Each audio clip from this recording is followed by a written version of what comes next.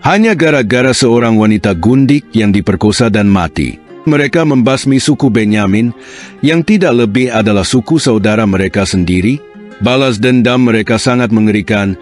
Bagaimana mungkin kematian seorang wanita gundik harus ditebus dengan membasmi seluruh suku Benyamin tanpa pandang bulu?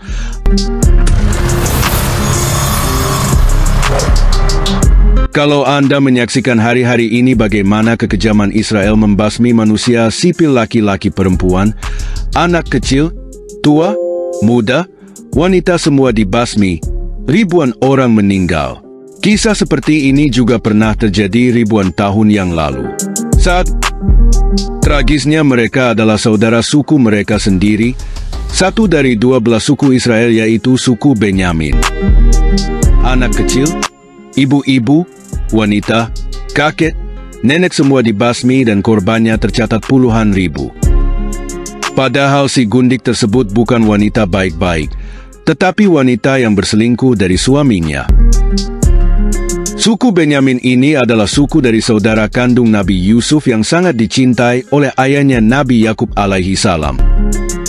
Kekejaman saudara mereka dari sebelah suku Israel ini bahkan dicatat di dalam kitab suci mereka, kitab suci orang Yahudi dan kitab suci Kristen, bahkan sampai tidak menyisakan satupun perempuan. Dan laki-laki suku Benyamin yang berhasil melarikan diri ke hutan itu, mereka sampai tidak ada wanita lagi dari kaum sukunya yang bisa dinikahi karena sudah dimusnahkan. Wanita semua habis, baik yang masih bayi ataupun yang sudah nenek-nenek. Dan sebelah suku Israel lainnya sudah bersumpah tidak akan menikahkan wanita sebelah suku Israel kepada laki-laki suku Benyamin. Terus bagaimana supaya laki-laki suku Benyamin bisa menikahi wanita? Ini lebih konyol lagi. Mereka menyerbu sebuah suku lain, semua dibasmi dan hanya menyisakan wanita-wanita yang masih perawan saja yang boleh hidup, dan laki-laki suku Benyamin bebas menculik dan membawa lari gadis-gadis perawan tersebut. Kisah ini ditulis di kitab suci milik orang Yahudi dan milik orang Kristen. Nama kitabnya adalah Kitab Hakim-Hakim. Ditulis di pasal 19, ayat 1 sampai ayat 3. Terjadilah pada zaman itu, ketika tidak ada raja di Israel, bahwa di balik pegunungan Efraim ada seorang Lewi tinggal sebagai pendatang. Ia mengambil seorang gundik dari Betlehem Yehuda. Tetapi gundiknya itu berlaku serong terhadap dia dan pergi daripadanya ke rumah ayahnya di Betlehem Yehuda. Lalu tinggal di sana 4 bulan lamanya. Berkemaslah suaminya itu, lalu pergi menyusul perempuan itu untuk membujuk dia dan membawanya kembali. Ketika perempuan muda itu membawa dia masuk ke rumah ayahnya, dan ketika ayah itu melihat dia, maka bersukacitalah ia mendapatkannya. Cerita itu dimulai dari sini. Ada seorang dari suku Lewi mempunyai seorang gundik yang berselingkuh dan minggat dari rumah suaminya, dan suaminya menyusulnya ke rumah wanita gundik tersebut. Nah, saat dalam perjalanan pulang, hari sudah malam dan sampai di kota yang bernama Gibea, dan kota Gibea ini masuk dalam wilayah kekuasaan suku Benyamin, saudara suku mereka sendiri kaum Lewi. 12 suku Israel ini berasal dari 12 anak-anak Nabi Yakub sebagai berikut. 12 anak Nabi Yakub ini berasal dari 2 istri dan 2 gundik. Nah, Yusuf dan Benyamin ini lahir dari ibu yang sama, yaitu Rahel. Maka saat orang Lewi ini memasuki kawasan wilayah milik saudaranya dari suku Benyamin, mereka sudah tentram. Karena kala itu perjalanan jauh di padang belantara, apalagi malam hari rawan dirampok atau dibunuh dan hartanya dirampas. Namun ternyata saat memasuki wilayah milik suku Benyamin ini, dia tidak ada yang menyapa atau menolongnya membuka pintu mempersilahkan mereka beristirahat. Akhirnya mereka ini istirahat di sebuah lapangan, dan tiba-tiba ditolong oleh seseorang untuk menginap di rumahnya. Ayat 16 sampai ayat 20. Tetapi datanglah pada malam itu seorang tua yang pulang dari pekerjaannya di ladang. Orang itu berasal dari pegunungan Efraim dan tinggal di Gibea sebagai pendatang, tetapi penduduk tempat itu adalah orang Benyamin. Ketika ia mengangkat mukanya dan melihat orang yang dalam perjalanan itu di tanah lapang kota, berkatalah orang tua itu, "Kemanakah engkau pergi dan dari manakah engkau datang?" Jawabnya kepadanya, "Kami sedang dalam perjalanan dari Betlehem Yehuda ke balik pegunungan Efraim. Dari sanalah aku berasal. Aku tadinya pergi ke Betlehem Yehuda dan sekarang sedang berjalan pulang ke rumah. Tetapi tidak ada orang yang mengajak aku ke rumahnya.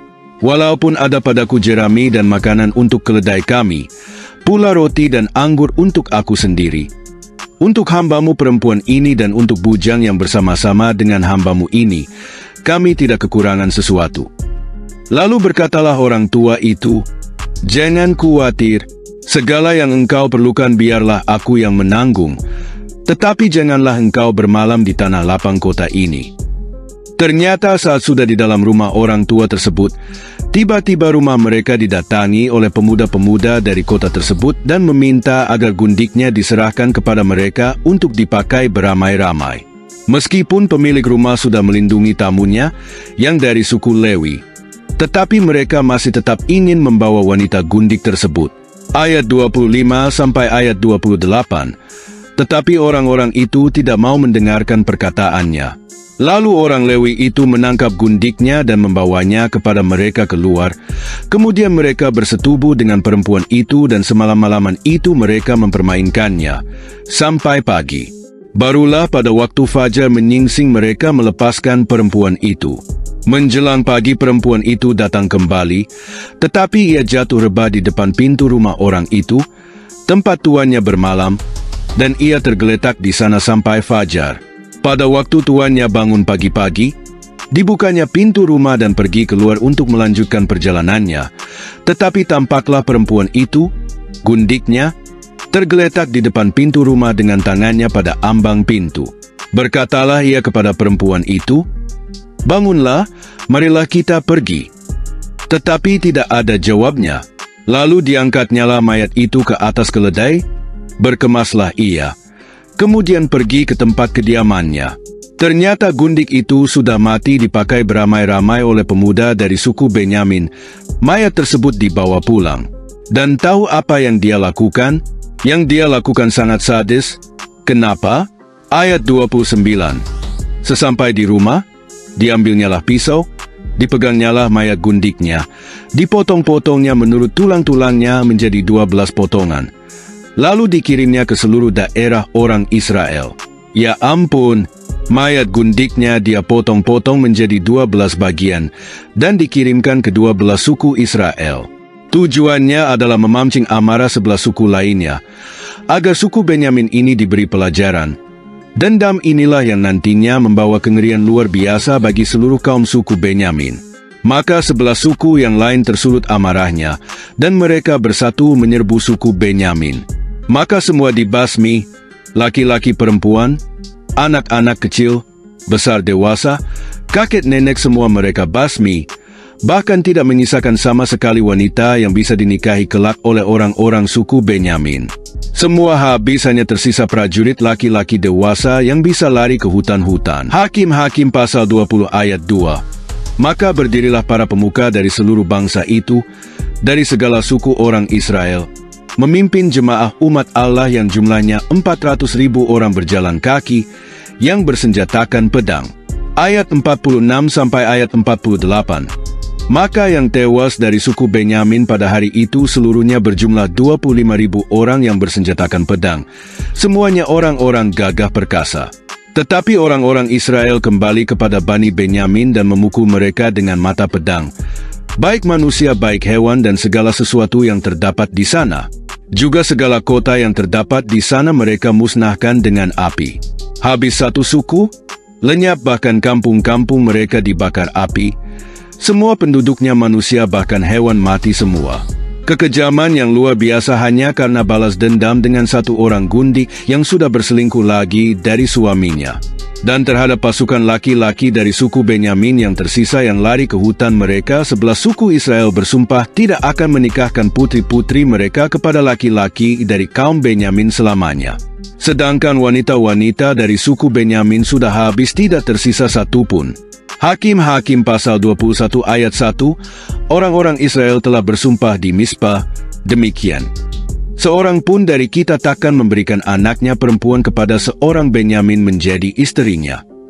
Ayat 3 katanya, Mengapa, ya Tuhan, Allah Israel, terjadi hal yang begini di antara orang Israel, yakni bahwa hari ini satu suku dari antara orang Israel hilang. Nah, setelah kejadian ini ternyata mereka kasihan kepada laki-laki suku Benyamin yang masih hidup di hutan-hutan. Akhirnya mereka mencarikan wanita.